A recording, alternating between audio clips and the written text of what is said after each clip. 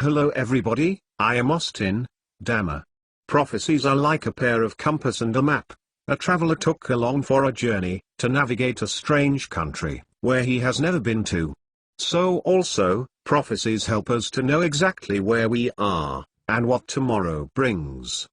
For you to understand biblical prophecies, you must have accurate knowledge of history. The purpose of this video is not to scare you, but for you to get ready.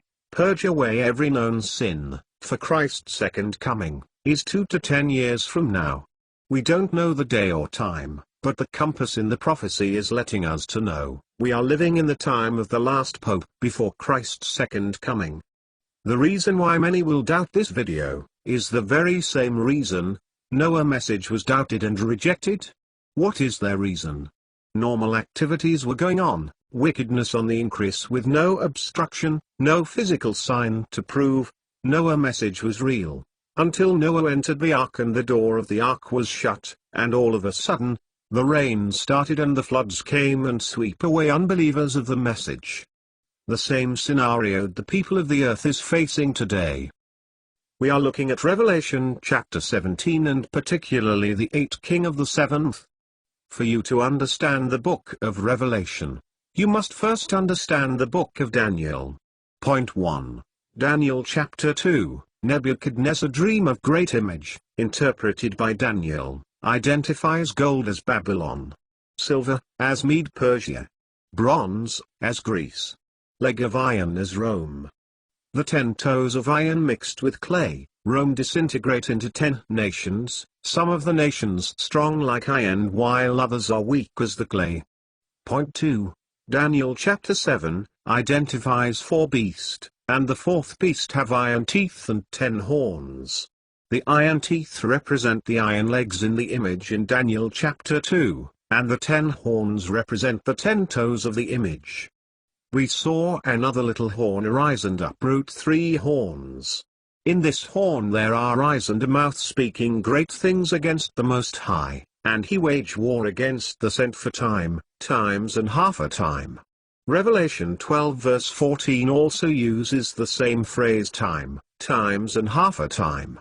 Revelation 12 verse 14, and to the woman were given 2 wings of a great eagle, that she might fly into the wilderness, into her place, where she is nourished for a time, and times, and half a time, from the face of the serpent.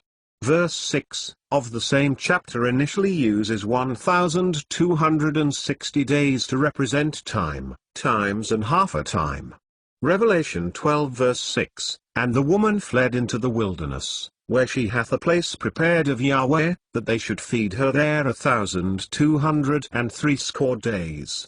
Revelation 13 verse 5, and there was given unto him a mouth speaking great things and blasphemies, and power was given unto him to continue 42 months. In this verse, 42 months was given to the beast. The Jewish calendar is 30 days for each month. Therefore, 42 multiplied by 30 days equals 1260 days. The 4th beast in Daniel 7 have 10 horn. The dragon in Revelation 12, have 10 horns. The beast in Revelation 13 that received a deadly wound have 10 horn, and the same beast in Revelation 17, have 10 horn.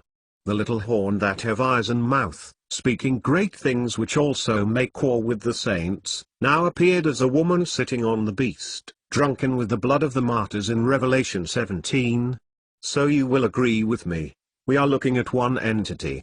This entity before the deadly wound, reigned for 1260 days. A day in Bible prophecy is a year. Ezekiel 4 verse 6, and when thou hast accomplished them, lie again on thy right side, and thou shalt bear the iniquity of the house of Judah 40 days, I have appointed thee each day for a year. So we are looking at 1260 years to the date the beast received the deadly wound. When Rome disintegrates into 10 nations, a little horn arose and uproots 3 out of existence. The only power that arose out of Europe at the time Rome disintegrates is Papal Rome. She exterminates 3 nations.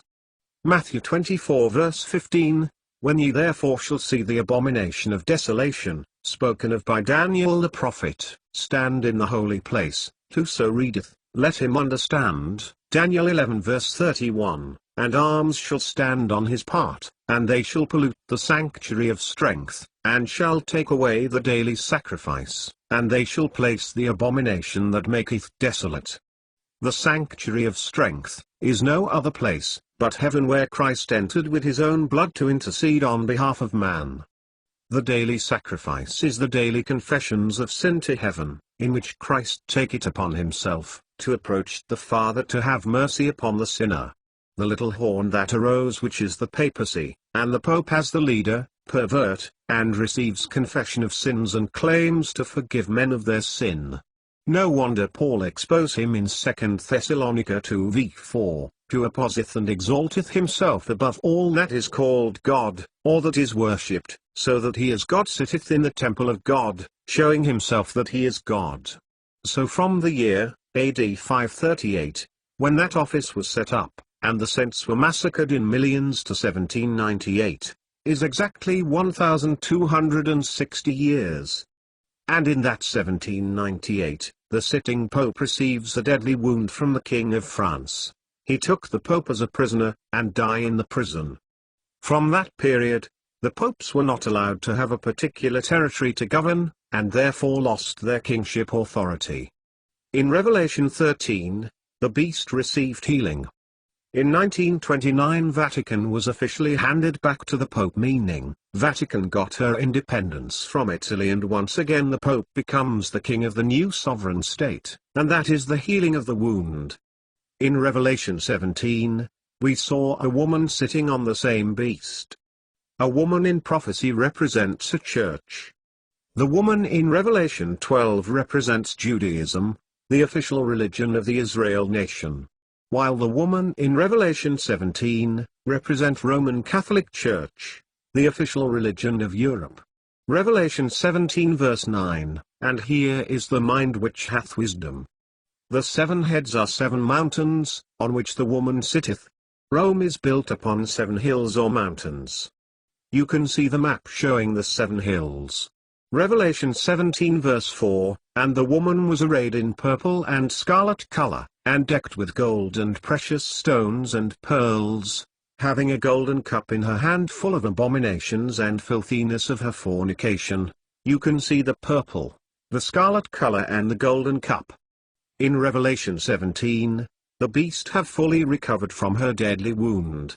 So the first pope to be king of Vatican from 1929, when the wound was healed, is Pope Pius XI, 1929 to 1939. The second is Pius XII, 1939 to 1958. The third is John 23, 1958 to 1963. The fourth is Paul VI, 1963 to 1978. The fifth, which the Bible referred to as 5 are fallen, is John Paul I, 1978.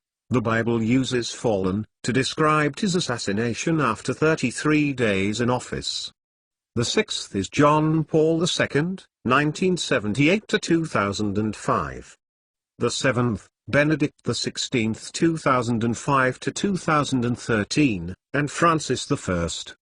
He is the 8th but of the 7th, because Benedict XVI resigns from his office, and Francis I was elected into the office of the 7th. That is why Bible declares him to be the 8th but of the 7th. Why? Because the office of Benedict can only be terminated by the death of Benedict. Revelation 17 verse 11, and the beast that was, and is not, even he is the 8th, and is of the 7, and goeth into perdition. So Pope Francis is the last pope before Christ's second coming. It might also interest you to know that Saint Malachy of the Roman Catholic Church, born in the year 1094, and in the year 1139 predicted 112 popes before Christ's second coming. Pope Francis happens to be the 112th, and according to Malachy, it is during the reign of Pope Francis that Christ will come.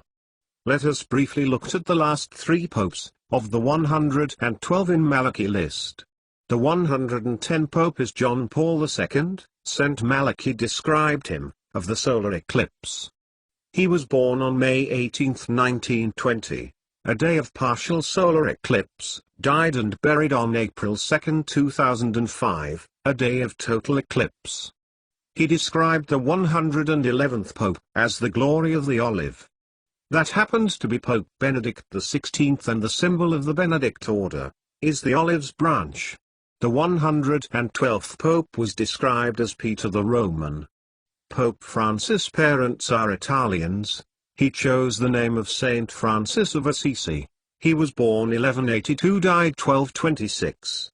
His birth name, when translated, means Peter the Roman. St. Malachi. Accurate prophetic fulfillments open our eyes to understand more vividly that Pope Francis is the eighth king of the seventh in Revelation 17, in which Christ's second coming will take place. No more time, as anything can happen, from the year 2023. As a Christian, be on the watch out, confess and forsake every known sin, and make yourself ready to partake in the soon coming of Yahweh kingdom. Whether you believe or believe not, does not stop what is about to happen from happening. Don't behave like the people of Noah days. Take heed to this warning, and save your soul.